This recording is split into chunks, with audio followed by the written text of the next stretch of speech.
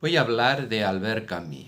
Albert Camus es un escritor, un pensador, un activista, eh, en parte un filósofo por sus ensayos, escribió teatro, escribió novelas y de alguna manera podemos considerarlo como un personaje muy emblemático del siglo XX, sobre todo por la época en la que vivió, la época del existencialismo y la época también del compromiso político que de alguna manera estuvo presente, muy presente en todos estos pensadores y filósofos franceses que nacieron a principios de siglo, que se encontraron en su infancia con la Primera Guerra Mundial, posteriormente con la Revolución Rusa, la fundación del Partido Comunista Francés como una promesa de revolución,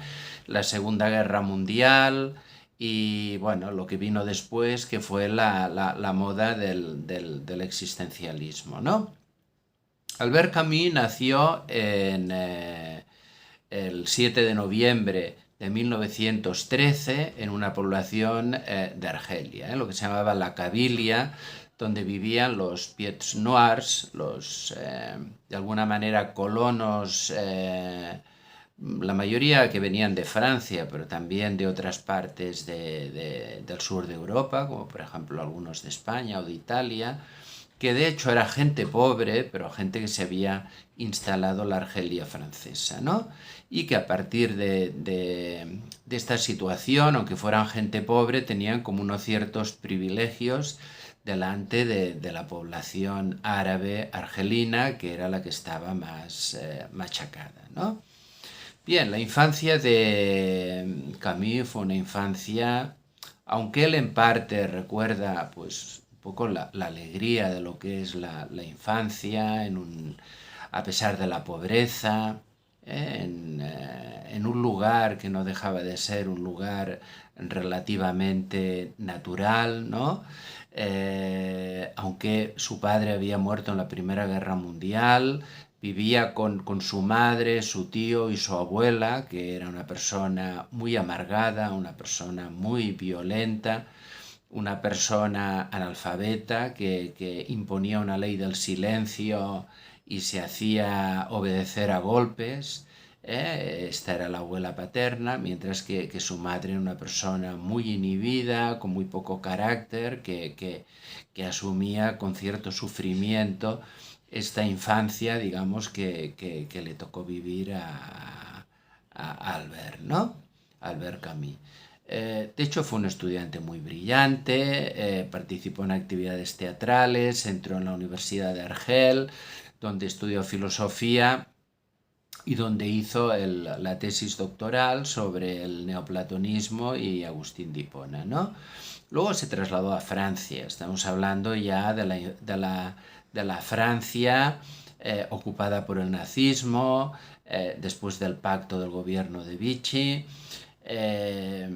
Albert Camus tuvo un papel activo relativamente, digamos, en la resistencia, o sea, no pasó a la clandestinidad, pero formó parte del equipo directivo de la revista Combat, ¿no? Que él personalmente no sufrió, digamos, la represión directa por parte de los alemanes, ¿no? Pero sí algunos, digamos, de sus compañeros, ¿no?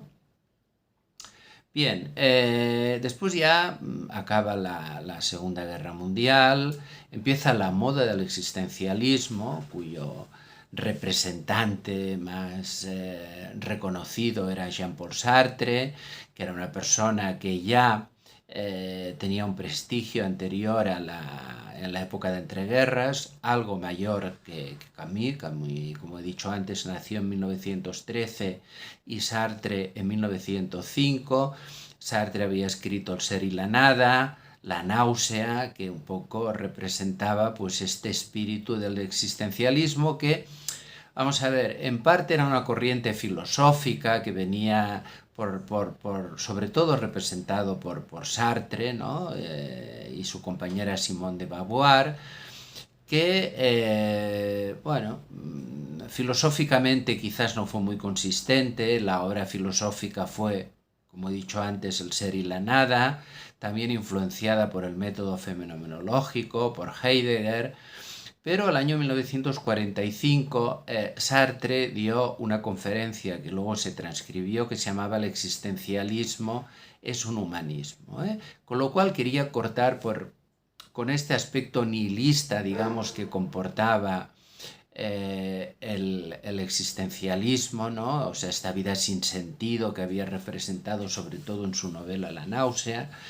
Esta idea de la existencia como un absurdo, ¿no? La angustia también existencial. Pero Sartre quería dejar claro que había una apuesta, digamos, por la libertad, o sea, que el ser humano, a partir del absurdo de la existencia, tenía que construir algo, o sea, que el ser humano era un ser para sí, ¿no? Un ser que se había de construir, que no estaba hecho, ¿no? Por su parte, Camus había escrito una trilogía, de hecho, una trilogía sobre el absurdo, una obra de teatro que era Calígula, una novela que era El extranjero y un ensayo que era El mito de Sísifo, ¿no? En el cual reflejaba el absurdo de la existencia, decía que el problema básico, digamos, de la filosofía era el problema del suicidio, si la vida tenía sentido o no. Pero delante de esto planteaba la metáfora de Sísifo, ¿no? Sísifo como aquel que iba subiendo una montaña, que quería decir que iba buscando un sentido, un valor a su existencia, que luego caía otra vez la piedra que llevaba encima y volvía a subir otra vez, ¿no? Es decir, el sentido que aunque hubiera un absurdo, había que continuar, ¿no? Camus tuvo una relación en principio cordial con Sartre, aunque siempre los dos quisieron desmarcarse y el propio Camus no quería considerarse como un miembro del existencialismo de esta corriente, ¿no?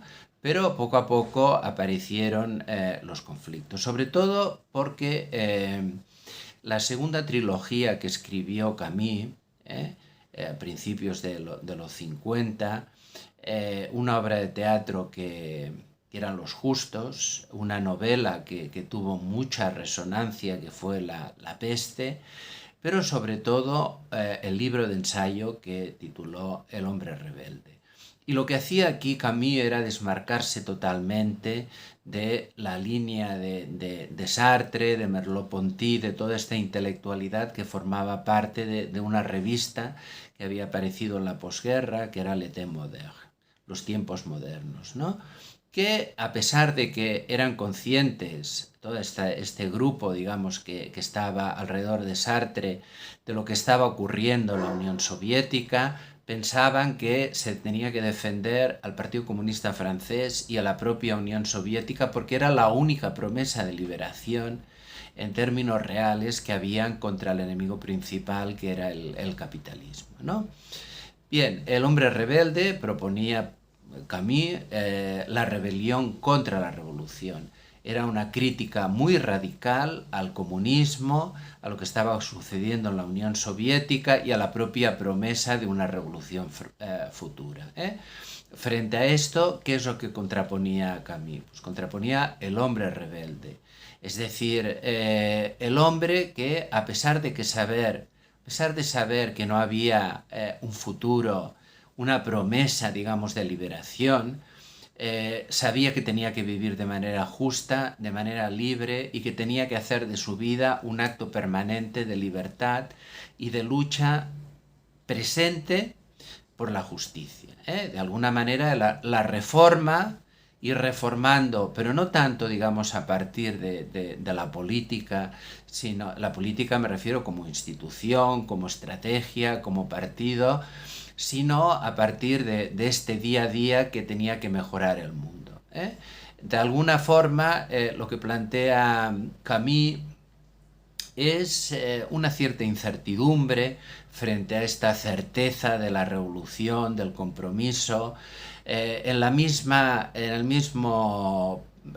problemática que aparece en su época con Argelia, el Frente de Liberación de Argelia, empieza una lucha armada con actos terroristas contra el colonialismo francés. Rápidamente Sartre y su círculo se ponen del lado de esta lucha armada, ¿no? Pero Camus plantea los matices, o sea, el pied noir, todos estos colonos que viven en Francia, que también son gente pobre, que también ha participado en la construcción de Argelia, que también son víctimas de terrorismo y que no pueden ser expulsados. Fallidamente, Camus intentará una tercera vía, una propuesta de hacer de Francia, o que Francia se ocupe con una autonomía, digamos, de una Argelia que debe contemplar las libertades, que debe buscar la reconciliación entre los argelinos y los pied noirs, que debe vivir según los valores republicanos que la misma Francia les había negado, ¿no?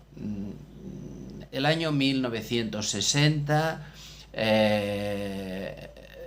Camus tiene un accidente mortal, muere muy joven y se encuentra en el coche en el que falleció unos manuscritos a partir de los cuales se reconstruirá su último libro, su último ensayo, que era El primer hombre.